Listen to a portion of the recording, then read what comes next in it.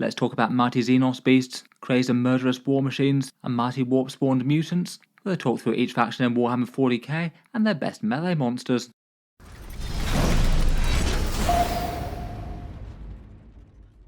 Hello and welcome back to Auspex Tactics, where today we're talking monsters in Warhammer 40k, and particularly focusing on the things that are going to smash straight into the enemy lines and cause absolute carnage.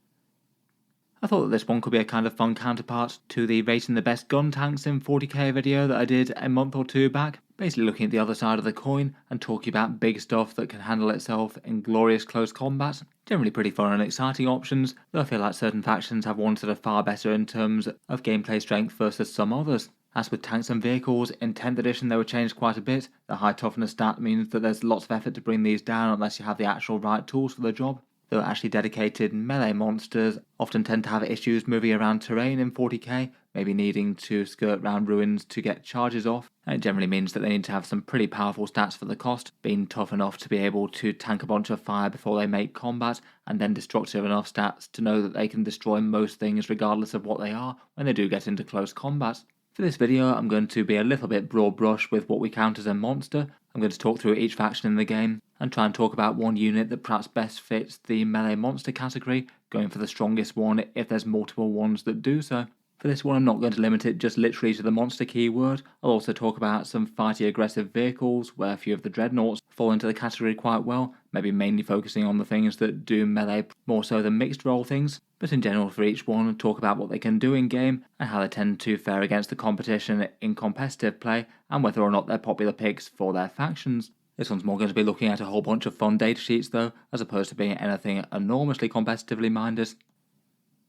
In any case, starting out for the Space Marines, we've got Rabute Guilliman. I thought he was well worth a mention, as technically the only Space Marine unit that does actually have the monster keyword, and he can certainly handle himself in melee with the Emperor's Sword and the Hand of Dominion. I did quite enjoy in a previous video that I talked about him when he had the monster keyword, and someone down in the comments posted that he's not a monster, just misunderstood. Maybe the Xenos races that he might be fighting might see it differently though. In any case, Guilliman's 350 points for the Primarch, really quite a big investment for Ultramarines armies, and while he has the monster keyword now, they did update the errata so he can interact with terrain a bit more like infantry, ghosting through ruined walls, so that's not quite as big a deal for him, and quite an advantage when you're trying to get to close combat. For his defensive stats, he's got 10 wounds at toughness 9 with a 2+ save and a 4+ invulnerable, the lone operative protection when he's near infantry, and a 3+ chance to revive on death with 6 wounds remaining. Between all that, he's certainly a big pain to take down. You can't just focus enormous heavy firepower at him from very long range, and he needs to risk getting close unless he can kill literally every Space Marine nearby.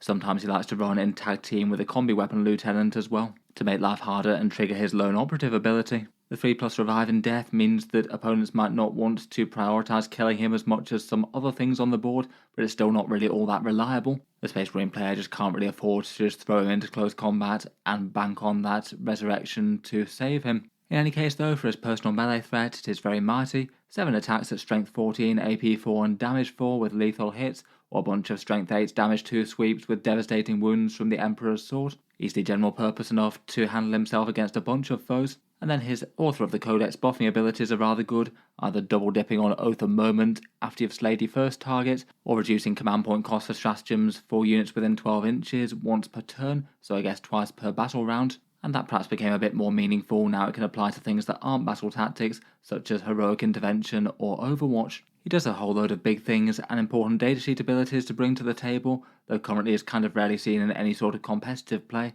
even for the Space Marines that are kind of struggling right now with low win rates. For the Ultramarines, it's far more common to see Marnius Calgar and Uriel Ventress on the table as opposed to him. I have occasionally seen him used in Ironstorm Spearhead, which can be interesting for getting those stratagems free on vehicles, but in general, Ultramarine players feel like he needs a bit of a points decrease, probably pointing a little bit closer to where Lionel Johnson is right now, more like the 300 point mark or so, if you want to see him in competitive lists a bit more. Otherwise, expanding the scope from the Space Marines, you could talk about the Redemptor Dreadnought, Invictor, or the Brutalis Dreadnought. I feel like the Brutalis best fits the bill in terms of dedicated melee on a big chunky threat. This guy's 160 points, and I'd rate him as usable, but maybe not enormously standout. He does have okay defense for the cost, 12 wounds at toughness 10 with a 2+ save, which works well with Armor of Contempt, and really quite massive melee. 6 twin-linked attacks at strength 12, AP 2, damage 3, and some mortal wounds on the charge. He does tend to be a bit all or nothing though, being seriously punchy against massive threats if he does make melee, but if he's screened or shot down early, you might have a lot of fancy points of Dreadnought that haven't done all that much. Before we move on to the other armies of the game, I thought I'd just give a quick shout out to the sponsor of the video, Baron of Dice. They made some custom dice for the channel a few months back, and after that asked if they could sponsor some videos here to better share their range of custom dice that could be appropriate for all sorts of fantasy armies, including some Warhammer factions. They're generally aimed at the slightly more luxury end of the market. The dice have a really good feel to them, and have a pretty staggering array of designs, and I'll feature a fair bunch of them in the corner of each slide, ones that could be appropriate for certain factions out there. Here are the very nice Auspex Tactics channel dice that he made. There'll also be links down in the video description as well. In particular, the black dice have been really quite popular. Any purchases of them go to help support the channel as well. Otherwise though, there's lots and lots of designs. They typically are $32.50 or £26 for 25 dice, and they ship from within the USA. They can ship worldwide, but shipping costs can be a little bit expensive overseas. If you did want to pick any up, there's a discount code Auspex for 5% off, and it's all links down in the video description if you want to check them out. A big thank you for sponsoring another video in any case.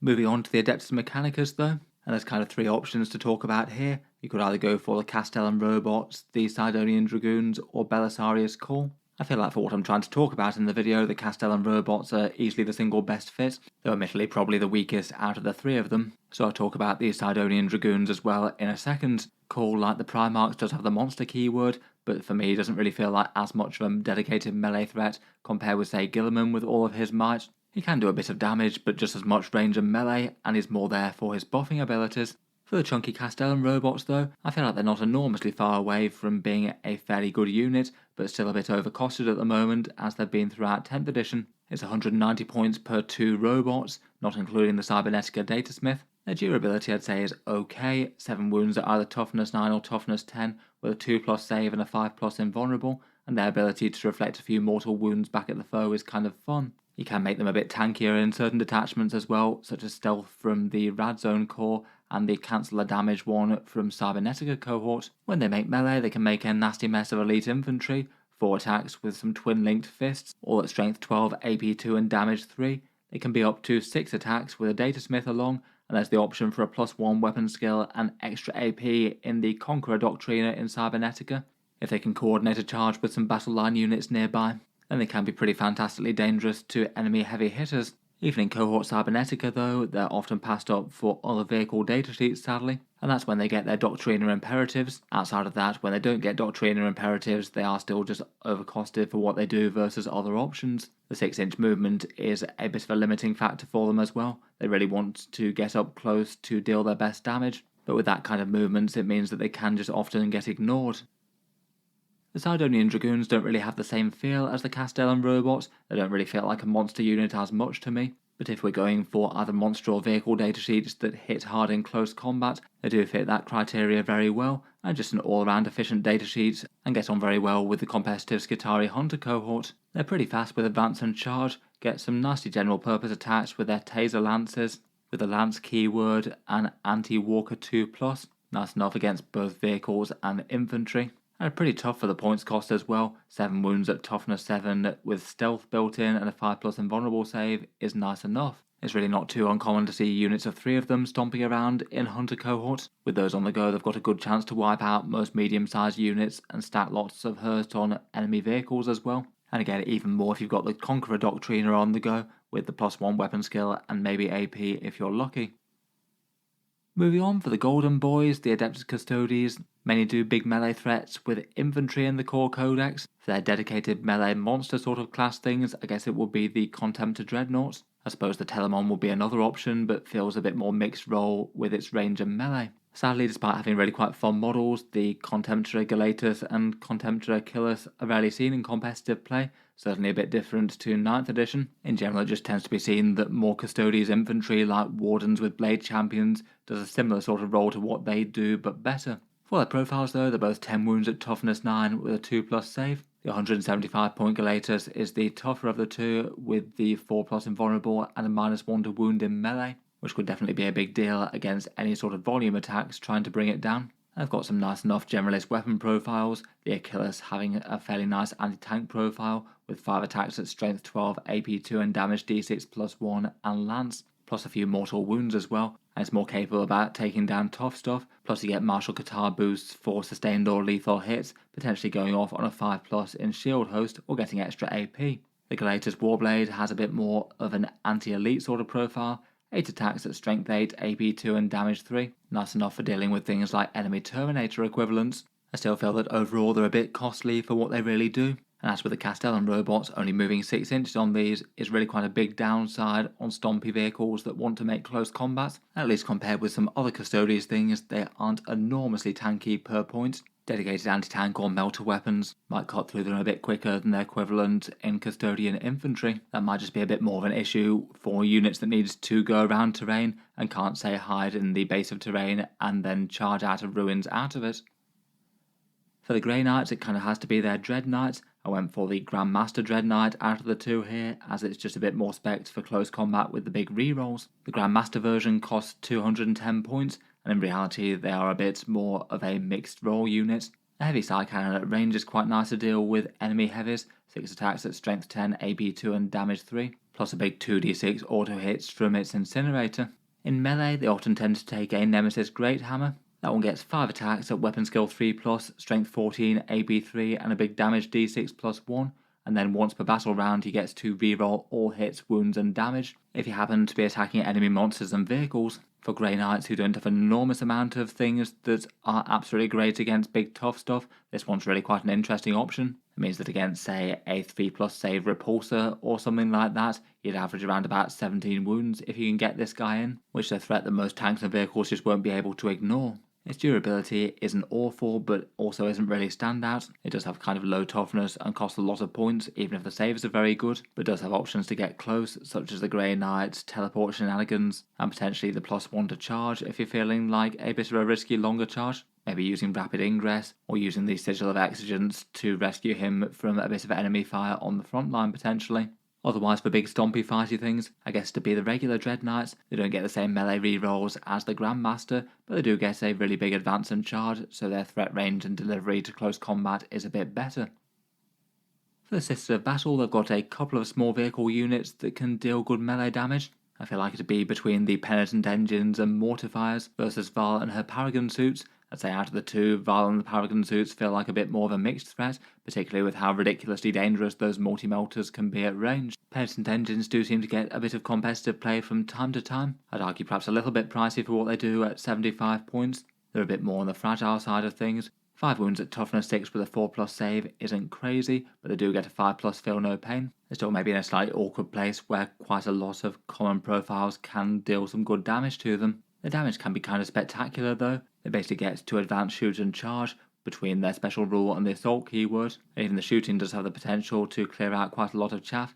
2d6 auto hits at strength 5 with the twin linked keyword, going up to strength 6 if you're playing Bringers of Flame with them. Then in melee it tends to be the Boss Blades that are the most popular choice. If you take the pair of them, it's 4 attacks at strength 10, AP 3, damage 2, sustained hits and twin linked. So basically some fairly nasty infantry clearing flamers and then a good bit of damage that should take out a couple of elite infantry or stack some wounds on a tougher targets. I feel like in most attachments they're just kind of okay and usable, but in Penitent Host just gets to an entirely extra level. Pretty big options like a +3 inches to move, +1 attack and strength on the charge, and a 2+ to fight in death. Never mind a whole bunch of good stratagems to amp up a little bit of damage, defense or speed. I'd rank them about the same sort of strength as the Mortifiers as well, sacrificing a little bit of charge threat range with no advance and charge built in, but getting a pair of heavy bolters which are pretty good for chipping away some wounds at longer range. Certainly doesn't hurt to get a bit of fun volume fire. Otherwise though, Morven Val and the Paragon warsuits are certainly a massive menace on the tabletop. I've talked about these a few times on the channel, but for a high points cost they do have an absolutely ludicrous damage threat. A whole bunch of multi-melters re-rolling hits and wounds is bad enough, never mind getting +1 to hit and wound against enemy vehicles, plus either storm bolters or grenade launchers to back that up, and Morven Val's own shooting. It means that even in the shooting phase they can potentially take down multiple enemy vehicles, never mind if they get to charge with a bunch of Warblades as well. Overall just spectacularly terrifying and a common include in lots of competitive armies as a result. Their main weakness perhaps being just that they're not super tanky or anything, and ideally want to be doing the first strike as opposed to the other way around, needing a bit of careful use of terrain there. For the guard, for big single units that do best in melee, they don't really have anything that enormously fits the bill well. Perhaps for nearest equivalent, I'd probably go for Bullgrins, which I feel like do have the right sort of feel for the mini monster sort of vibe. Essentially space cyber ogres brandishing big clubs. They're certainly absolutely top tier competitive for the guard at the moment though. I did a roundup of some recent Astra Militarum lists and they appeared in basically all of them. Really solid and punchy frontline brawlers, each of them getting 4 attacks at strength 7 at AP 1 damage 2 for some volume melee, but more importantly just being spectacularly tanky, a 4+ invulnerable save, 3 wounds at toughness 6, a 6+ feel no pain, and then also -1 damage, which is particularly nice against the damage 2 or 3 things that would normally be best against them. It basically means that they're going to be absorbing a whole bunch of firepower, whether they're being shot at by anti-infantry or anti-tank style weapons. For the noble paragons of the Imperial Knights, for dedicated melee murderers, I felt like I had to give it to the Knight Lancer. Certainly feels like it fits the bill best in terms of jumping into the midst of the enemy army with a bit of shock and awe, and daring the enemy to be able to try and take it down in one turn. The Adeptus Knights are really fast with a big 14-inch movement, and it's really hard to keep out of the threat range of this thing now, particularly as it can basically just stride straight through walls in the movement phase and set up a big charge on something important. For 430 points, its durability is good as well, 25 wounds at toughness 12 with a 4+ invulnerable at range and melee. So you don't need to rotate ion shields, and it means that most enemy units are really going to be wary about whether or not they can kill this in a single fight phase. A few good 4+ rolls even against something that's an enormous melee threat, and your opponent might fall short and have it hit you back very hard. When it's doing its own charging, it's a pretty enormous lance melee threat as well. It gets a free tank shock when it charges in, and then you've got 5 attacks at strength 20, AP 3, damage 8 with the lance keyword, or swapping it out for a more anti-terminator profile. Those sort of things are really quite reliable in terms of damage when adding in those single nightly rerolls, rerolling 1 hit roll and 1 wound roll per activation. Definitely doesn't hurt to have access to fights on death for 2 command points as well. Potentially that could be a big way to take down a chunk of enemies as you go down swinging. Most other Imperial Knights are fighty enough and very melee capable as well though. Armored Warglaives are nice to have on the front lines, they're pretty much mixed role with their big melter spears of course. Canis Rex himself perhaps packs some of the scariest melee damage out there. Freedom's Hand with hitting on 2+ and sustained hits on a 5 or more potentially puts him as the single fightiest knight against big tough stuff. Other popular picks like the Knight Atropos and the Knight Errant are nice enough, and the Knight Gallant is another dedicated melee knight, though I feel like when compared with the Knight Lancer it probably comes up a little bit short at the moment. For the Imperial Agents, with their faction being mostly kill teams, they don't really have big melee powerhouse monster things in their own right, so it's basically just allied knights like the Knight Lancer or other things that we mentioned. I feel like either Canis Rex or a trio of armored warglaives to help out with anti-tank duties is probably going to be the most popular pick for them, so I guess that'll be the closest thing for this video. And then finally for the Imperium we have the unique Space Marine chapters. We already talked about some generic things, but they do have some pretty good things that fit the bill in their unique units. Both versions of the Blood Angels Death Company Dread I feel like are worth talking about. The old one wasn't really super durable, but it did have its incredibly scary double activations type thing, being able to fight again whenever it gets attacked, so if you manage to get it into combat with multiple enemy units, you could be getting a pretty silly amount of combat damage out of it. The new Brutalis style one is still looking very nice as well. Big Brutalis twin-linked weapon profiles that re-roll the hit roll and re-roll the wound roll are really quite nasty, plus getting a feel no pain on top of a Brutalis thing isn't going to hurt either.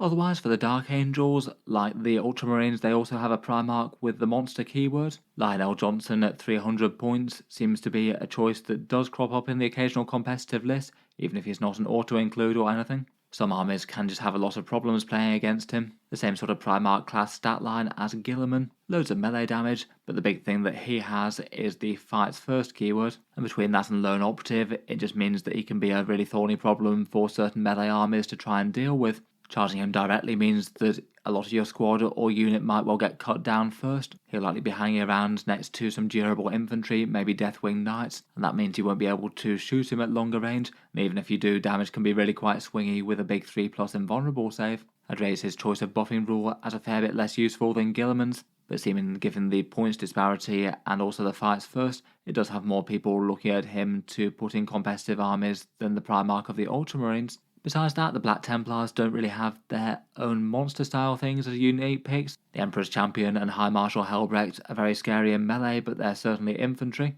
And then for Space Wolves, I'd be most tempted to mention Murderfang. Kind of a nice blend between Dreadnought and Monster there. A crazed Wolf and Dreadnought with 8 attacks at Strength 14, AP 2 and Damage 3 with Twin Linked. And then like the old style Blood Angels Death Company Dreadnought, whenever it gets attacked you can shoot or fight again. Another one that can get a staggering amount of attacks out of a single turn. He does occasionally get some competitive play, particularly in Champions of Rust lists, though otherwise for big stuff that fights hard in combat, I guess maybe you could mention Logan on Storm Rider, who often is seen heading up Thunderwolves, or maybe the other Wolf and Dreadnought patterns with the Blizzard Shield and the Frost Axe. Moving into the followers of Chaos next, and first up for the core Chaos Marines, I feel like while they do genuinely have quite a lot of options for the melee monster style role, most of them aren't seeing enormous amounts of tournament play right now. When I made a recent video on the 9 strongest Chaos units that most commonly get played in strong tournament lists, there didn't happen to be any real melee monsters that made that. Out of the options, I might be most tempted to go for the Mauler Fiend at 130 points, particularly in the Soulforged War Pack. 130 points I think is fine enough for its defensive profile, and it is just sort of a big distraction card effects that can be rolling towards the enemy and break things if they don't deal with it. Its base damage is nice enough against tough stuff, 6 attacks at Strength 14, AP 2 and damage d6 plus 1, maybe plus some sustained hits from Dark Pacts. It could get on quite well with the Slanesh Mark in Pact-Bound as well. There certainly enjoys the stratagem and the damage support that he can get from Vashtor's detachment. You also get some extra Lasher Tendrils if you want to double down on melee, or some Magma Cutters if you want a couple of Melter Shots at close range. Beyond that, Demon Princes I'd say are not unusable, but not standout. The Winged one can be a fairly punchy melee threat with its Mortal Wound thing, and they could be good choices for enhancements as a big fighter unit. The Hellbrute can be spec'd for melee, but it seems to be more powerful amplifying Dark Pacts for gunline things, so you often want some heavy firepower to go with that. And since the Codex update, I feel like Vashtor himself is usable enough, an okay winged monstrous beatstick. I still feel like his +1 strength buffing role is a bit on the mid side though. It was kind of a shame that they didn't give him Demon Engine style keywords to interact better with the whole Soulforged Wolfpack detachment. For the World Eaters, it could never be anything other than the murderous ball of rage that is Angron at 415 points. Probably my next pick after this though would be Mauler Fiends, which can genuinely be very nasty in World Eaters with all the melee stuff that they've got going on. And Lords of Skulls are really powerful as well, though maybe a bit more mixed role with a good amount of shooting. Angron's a pretty terrifying sight on the tabletop at the moment though. Very fast moving at 14 inches with access to extra movement, advance and charge, and an automatic 6-inch advance stratagem. Between all that, he could certainly make first turn charges if he really wanted to, or just lurk somewhere in the lines for an absolutely massive countercharge threat. He's tough enough that needs a good amount of focus fire to bring him down, 16 wounds at toughness 11 with a 4+ invulnerable and a 2+ armor save, and then a melee profile that's going to break most things that he gets his Samniarius and Spine Grinder on. On the charge with a detachment bonus, it's 9 attacks at strength 16, AP 4 and damage d6 plus 2. I guess strength 17 technically, not that it usually matters, or 19 attacks at strength 8, AP 2 and damage 2. Then when the opponent inevitably has to focus and destroy him, there's a chance for him to respawn whenever you roll a 666. The potential to have 400 odd points worth of Demon Primarch returned to the board can be absolutely game changing or game winning, and can in some ways make it a risky prospect to down him very early in the game, even if you usually need to try to anyway, as otherwise he'll break just too much of the rest of your army. Not too hard to see why it's basically auto-include territory for the World Eaters right now. For the Death Guard, perhaps the right answer might really have been Mortarion. He does have the monster keyword, and it is a big chunky presence in the middle of a bunch of lists. Though for this one I kind of wanted to talk about the Fleshmower Bloat Drone, again another very usable unit.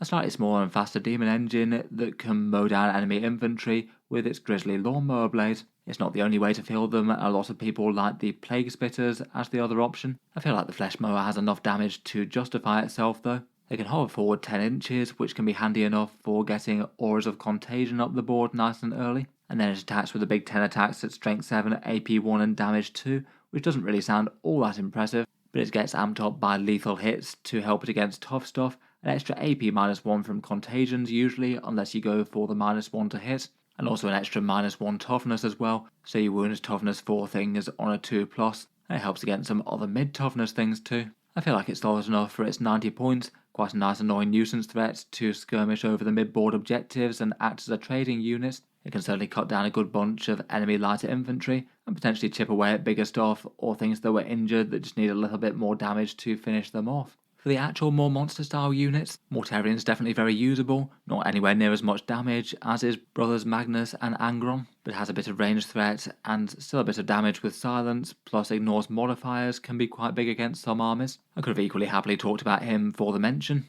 Demon Princes and Defilers are also other options that are fairly big, chunky, and can put the smack down in close combat. For the Thousand Suns, again, I could happily either talk about their Demon Primarch or the actual dedicated monster unit in the Mutalith Vortex Beast. I thought we'd go with the Mutalith Vortex Beast for the main mention, as it definitely feels a bit more like a classical monster from the way that it looks and feels, and it's certainly really strong right now as well. In reality, it's a bit more of a mixed role versus dedicated melee, as it's got a seriously scary main ranged weapon with that Warp Vortex, potential for a single shot at damage d6 plus 6 could warm round certain enemy tanks, plus a flamer and a sort of anti-Space Marine style profile. Beyond that though, it's really quite tough for 150 points. 13 wounds at toughness 10 with a 5+ invulnerable and a 5+ feel no pain is going to make a lot of anti-tank fire go away. And then in melee it has some punchy hits with strength 9 and damage 4, or a bunch of sweep attacks at strength 7, AP 0, damage 1, plus an aura of mortal wounds, and can double the range of some Kabbalistic rituals as well, potentially surprising enemy heavies with doom bolts from a long way away. It's a very common staple in Thousand Suns army lists right now, many lists choosing to take 1 or 2 of them. Magnus is definitely worth a shout as well though, pretty much the core focus of a lot of Thousand Suns armies, bringing all the damage. Massive psychic shooting between those 2 profiles with +1 to hit and wound, and access to 4 rerolls, plus solid melee with 7 attacks at strength 16, AP 3 and damage 3, and access to all the good Kabbalistic rituals, potentially moving ridiculously fast or cancelling out damage, and just generally being the absolute centre of attention that's going to lay waste to a good chunk of the enemy army. For the Chaos Knights, as ever, it usually comes down to one or just a couple of War Dog units that tends to be the strongest anything in their army. And again, if we're talking about melee murder machine, it's kind of got to be the War Dog Carnivore at 140 points. Just a seriously efficient datasheet, being fast moving, hard hitting in melee, and even being at least fairly tough and having good objective control. They move a massive 14 inches, and you can use the stratagem for 2 of them to get to walk through walls. They reroll charge rolls as well, so that's really quite a reliable long threat range at well over 20 inches or so. And when they get there, they've either got 6 attacks at strength 12, AP 3 and damage d6 plus 2, or hitting on a 2+, so averaging something around the level of 15 wounds to a toughness 10, 3+ save vehicle. And also gets a nice sweep profile if it's fighting hordes as well with its chain talon. As per normal with Chaos Knights, it's just hard to go wrong with these, and most lists spam quite a lot of them. For the bigger knights with dedicated melee threats though, the Chaos Knight Lancer and the Chaos Knight Rampager are perhaps 2 of the most usable and powerful big knight datasheets, maybe the most common to actually supplant some War Dogs in competitive lists in one way or another. The Lancer does very similar to what it does for the Loyalists, moves very fast, and then a 4+ invulnerable keeps it safe from counter attacks far better than most. The Rampage is nicely cheaper and gets its advance and charge turn as well, and it's got a slightly more flexible profile than the Lancer with its 2 weapon choices. I still rate the War Dog as the overall most efficient though. For Chaos Demons, they've got really quite a lot of choices for scary melee monsters out there. For this one, I think I'll go with the most straightforward one in the standard Bloodthirster. 305 points of Scary Cornate Rage that both got a points decrease and also a big buff in the Shadow of Chaos at the last update. For your 300 or so points, you get 18 wounds at toughness 11 with a 4+ invulnerable save. Reasonable enough durability for that kind of cost, and the invulnerable can bounce a lot of anti-tank. It moves 12 inches with fly, and it always has the option for 1 command point to advance and charge now that it stays within the Shadow of Chaos all the time. When he makes melee, he breaks a lot of things. The big Great Axe is the most commonly used profile, hitting on a 2+. 7 attacks at strength 16, AP 4 and damage d6 plus 2 puts the hurt on heavies. Or you can swap it out for 14 attacks at strength 10, AP 2 and damage 2 and run through a whole bunch of Space Marines. He also averages another around 4 mortal wounds or so, throwing a bunch of dice at that, and they're helpful whether you're fighting against a big tough foe with high saves or a horde of lighter models. For just 20 points extra as well, Argath, the King of Blades, can give you a melee boost beyond that. He'd go up to 9 attacks at the big strike profile, or 16 attacks on the sweep, and also gets a +2 strength buff as well if it matters. Beyond his actual damage and defense though, he can also be a helpful linchpin for other Khorne demons trying to get to the fight. That Aura of Shadow of Chaos means that he can bound into the midboard and then have something arrive at a 6-inch deep strike for enemy units. So maybe just throw a whole bunch of Bloodletters or maybe even Scarbrand into the fray. And he also has a +1 to hit aura for nearby Khorne demon units as well if he's fighting alongside them. Otherwise, besides the Bloodthirster, there's plenty of other options I could have happily talked about. Scarbrand himself is absolutely monstrous. A massive flat damage 6 with Slaughter and Carnage and can stop enemies from falling back. Shalaxi Hellbane is very fast and very deadly. A damage profile that's well capable of one-rounding knights in a single round of combat, though it does come with a massive price tag of being a big 450 points, so it needs to be used carefully and ideally not get screened. And I guess if we're just talking monsters in general, there's always got to be a mention for the Great Unclean One with the 4+ Feel No Pain enhancement. Not really quite so much a dedicated melee monster, though he can certainly hit some enemy elites fairly hard, but just more worth a mention for the sheer tankiness and the fact that it's almost never really worth it to kill him if you've got other options to attack. Finally, let's get on to some aliens and xenos, starting out with the Space Elves. For the Aeldari, the best fit for the role feels like the Avatar of Cain, which is really quite a strong datasheet. 335 points for the Eldar Deity of War, and as a bit of a counterpoint to the rest of the army, it's just fantastically tanky. 14 wounds at toughness 12 with a 2+ save and a 4+ invulnerable, and also halving the damage of attacks that come in on him. So big hitting anti-tank weapons can fall short far more often than people would like. He moves at least fairly fast for an on-the-board monster at a 10-inch move, gets a single shot from the Wailing Doom at range, which can actually be seriously powerful for a Fate Dice Overwatch. If you plug in an Auto 6 from a nearby Farseer, that's 1+ D3 hits at Strength 16, AP 4, and Damage D6 +2. Kind of massive against certain enemy monsters and big damage dealers. And then in melee he's got a suitably violent profile, either a bunch of Strength 14 attacks at D6 +2, or with the inbuilt Battle Host rerolls, or some sweeps with Strength 7 and Damage 2. Pretty scary stuff, even if maybe he does have a little bit of trouble in playing a bit of a different way to the most of the rest of the Aeldari out there, meaning that he could be attracting the vast majority of the enemy's heavy-hitting anti-tank firepower. I guess for other Eldar options, maybe the Wraithlord or the Incarn are the ones that are most worth talking about. The Wraithlord still tends to be a little bit niche despite its points decrease. The Incarn's still interesting, but a lot less than it used to be after they nerfed its bouncing around the board on death ability. For their Darkkin, the most dedicated melee monster might be the Talos. Really quite a cheap, all-round efficient datasheet. 7 wounds at toughness 7 with a 3+ save and a 5+ Feel No Pain is really good. The Feel No Pain means that on average you need to slog through around about 10 or 11 wounds at that toughness 7 profile, and I think that's very nice for 80 points. Perhaps most commonly run for the main weapons are the Twin Haywire Blaster, which gives you an okay chance for a damage 3 devastating wound versus most vehicle units, a Twin Liquefier Gun for some Twin Link Strength 4 and AP 1 attacks. They're usually handy enough to stack some saves on enemy targets, and then a punchy Talos Gauntlet in melee, 5 attacks at Strength 8, AP 2 and Damage 3. A fairly nicely punchy generalist profile that's going to worry most things. They do only hit on a 4+ unless you're throwing pain tokens at them, but still between those three at that kind of durability, I feel like it's got enough threats to easily justify itself, and their special rule allows them to get empowered for the rest of the game if they finish off an enemy unit. Pretty big for both damage and speed purposes there. They work kind of fine unsupported, but Urian Rakath could restore some lost wounds to the Talos if you were running him nearby. 3 wounds are getting piled back on them, it does make them a bit tankier. And just overall I feel like they're really quite an efficient datasheet. The main downside of them is that they just don't really have that much synergy at all with the very good Sky Splinter detachment, as they don't have anything to do with transports, and I feel like this gets them played a bit less in competitive lists than they would be otherwise if they had access to a really strong detachment with more generalist buffs.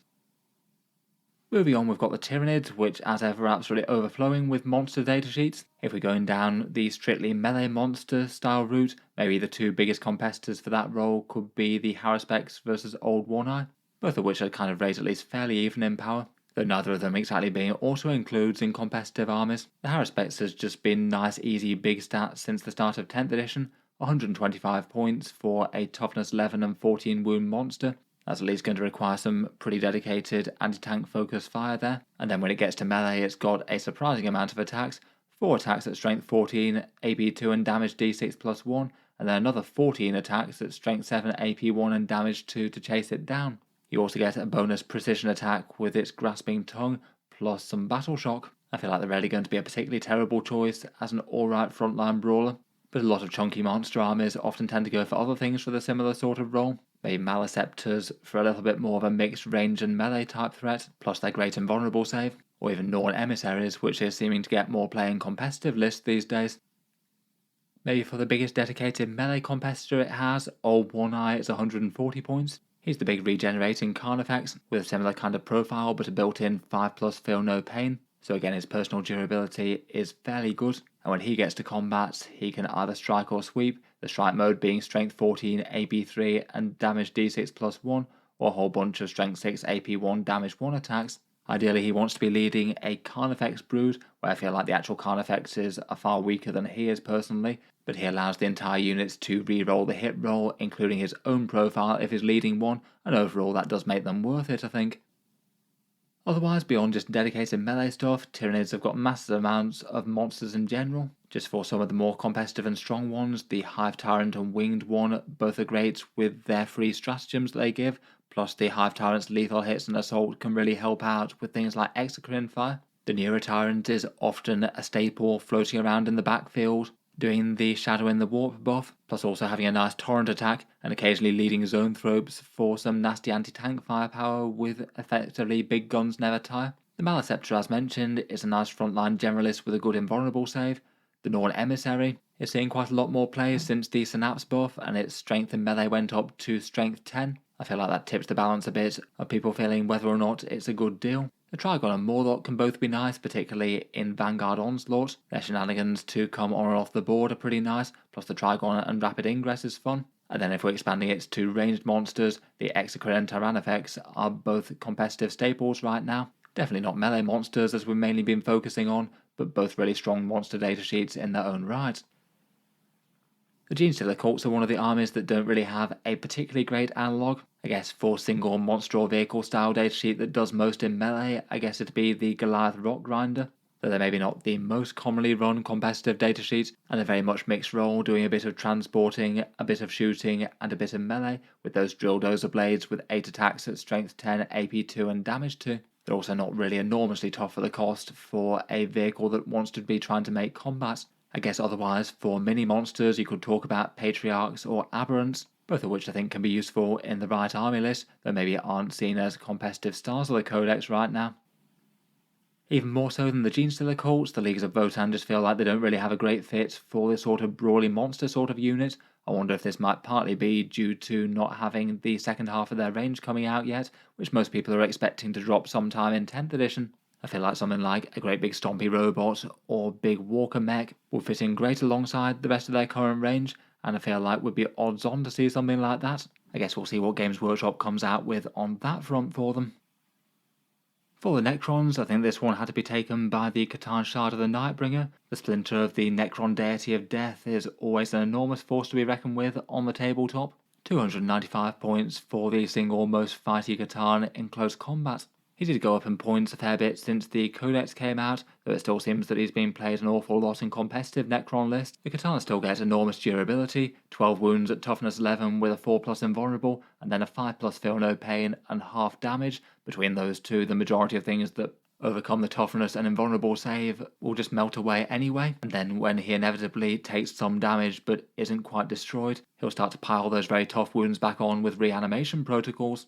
Then his damage is very scary. D3 shots at strength 12 and damage D6 plus 3 at range for perhaps a surprisingly punchy anti-tank style shot, and then brutal melee with damage D6 plus 2 on the strike profile, or 14 attacks at damage 2 on the sweep profile. After that there's even some extra mortal wounds to chase it down. The main weakness of the Necron Catan is their slow movement, but they're still going to cause problems if they just move towards one of the central objectives that the opponent wanted to fight for, and dare the opponent to come closer. And potentially they can still use Hypercrypt to get them close if needed. With their fading away type thing though, they will be having to come in within 9 inches of the board edge these days, as they can't use the 3-inch deep strike stratagem anymore. Overall, still a massive Necron pillar of strength and a big powerhouse. Pretty much all the other Katana well worthy of a mention as well though, the Deceiver and the Transcendent ones being a bit better at fighting against elite infantry, and the Void Dragon having enough strength to go toe-to-toe with big vehicles in particular. For the Tau, for melee monster style role, there was never going to be a particularly great fit, outside of maybe some Kroot Narloks and things in Legends. Beyond that though, I feel like it'd have to be between the two effective Tau melee units, either Krootos Rampagers or Commander Farsight. Both of them are kind of short in stature though, if we're comparing them to the other big monsters out there. The Rampagers are a fairly nice general purpose Tau melee unit, hitting the enemy with a fairly fantastic amount of volume attacks between Hunting Blades, Rampager Fists, and then a bunch of mortal wounds on the charge, plus even a few pistols and javelins as they close in. Their toughness, I'd say, is okay, with 5 wounds at toughness 6, meaning that while just about everything will take a big chunk out of them, they're always going to need some volume fire to put down, and I feel like their durability goes from being a bit mediocre to kind of good in the Kroot hunting pack, getting 5+ invulnerable saves at range, and also that option to hide a single unit, where it could ward off a fair bit of heavy weapon firepower. For weaknesses, they don't really have the biggest move in the world at 7 inches, although I guess they can take up some positions in the midfield with their 7-inch scout move. Having a short move coupled with mounted isn't amazing though, particularly for a unit that really wants to get the charge with their line breakers special rule, as otherwise they can struggle a bit against high saves or high toughness. In general, they best fit the bill for Tau melee perhaps, that aren't really particularly strong right now outside of the Kroot hunting pack. Most lists aren't choosing to take any, and they don't have a whole ton of synergy with the rest of the Tau detachments besides the Kroot one. Otherwise, if we're counting him, Commander Farsight's also worthy of a mention. I guess he is technically a vehicle unit in the battlesuit that very much feels like a battlesuit commander as opposed to a melee monster. He can chip in with a bunch of strength 10 and damage 3 attacks with the Dawnblade, and gets his unit some nice discounted stratagems, perhaps particularly nice in Retaliation Cadre for leading some crisis suits on a daring close range drop. Getting that 3-inch deep strike stratagem for 1 command point rather than 2 is rather nice, and then you can both access the detachment buffs and also his +1 to wound thing. Could be very nice with some Sunforged suits or otherwise. Finally, for the Orks, for biggest, scariest, hulking melee thing, I think again I'd give it to Ghazghkull Thraka here. I know he's technically an infantry model, but he feels like a monster and has kind of similar stats besides a surprisingly low toughness. He does have a whole ton of wounds and a high save, and Drukhari can help a little bit to keeping him safe with that 2+ invulnerable as well. At the moment he's a fairly solid pick for most Orky detachments, often running along with a couple of Mega Knobs to trigger his big damage boost in close combat of +1 to hit and wounds. In melee he strikes with 6 attacks at strength 14, AP 3 and damage 4 with Gork's Claw, plus a nice damage 2 sweep attack, though his damage capacity can go absolutely through the roof in the turn of the war. When he's in Warhorde for that, you'll be getting +1 attack and +1 strength, sustained hits 1 that goes off in a 5+ with critical hits, and then also the critical hits of a 5+ will generate lethal hits as well due to Makari's aura. It means that Ghazghkull himself averages something like 24 wounds or so on a toughness 12 3+ vehicle in the turn of the war, so a pretty reasonable chance to one-shot an enemy knight. Never mind anything his Mega Knobs cheerleaders do. In general, I think he still wins best melee monster in my book, even if he doesn't necessarily have the keyword right now. For competitors in the Ork Codex, I feel like it's a bit disappointing that a few of the bigger stompier stuff just isn't quite as threatening as it should be. In Dreadmob, Killer Cans or the Gorkanaut and Morkanaut can be okay. The Cans use the detachment rule alright, and the Nauts can use some of the stratagems fine. Even if playing Dreadmob though, not every list that's running it actually chooses to take them. Maybe the Squigosaur boss leading some Squighogs could be worth mentioning if they count. Definitely more big cavalry as opposed to outright monsters though. I suppose Big Chomper in Mosrog Scragbad's steeds might disagree. I guess for bigger chunkier melee vehicles you could talk about the Killrig or Battle Wagon, but they very much feel like mixed threat things that have a bit of melee but also lots of transport and some ranged attacks too. Between all that I still give overall best to Ghazghkull right now. In any case, that just about brings us to the end of each 40k faction and one scary monster style model for them. Let me know your thoughts and what you make of these units down in the comments below. What would you rate as your faction's best chunky melee brawler? As mentioned earlier, a big thank you to Baron of Dice for sponsoring the video. If you wanted to check out some cool dice designs that could be relevant to certain factions out there, then feel free to check them out. There'll be links down in the video description. And as mentioned, there's a discount code for 5% off if you did want to pick up some fancy dice at all. In any case though, feel free to subscribe to Auspex Tactics if you'd like to see more like this. I'll certainly keep the regular 40k videos coming. I do tend to post new ones just about every day. Finally, if you have been enjoying all the videos on the channel, I would just like to mention that Auspex Tactics does have a Patreon page as well, and you can find that linked in the video description if you'd like to help support and keep the content coming. Channel patrons do get a few advantages, seeing certain videos early, regular votes to see what sort of things happen next on the channel, and automatic entry into the regular prize giveaways with a chance to win some big model kits each month. If any of that sounds good to you, or you'd just like to help support, the link is down in the video description. In any case, a massive thank you for listening, and I'll hope to see you guys next time.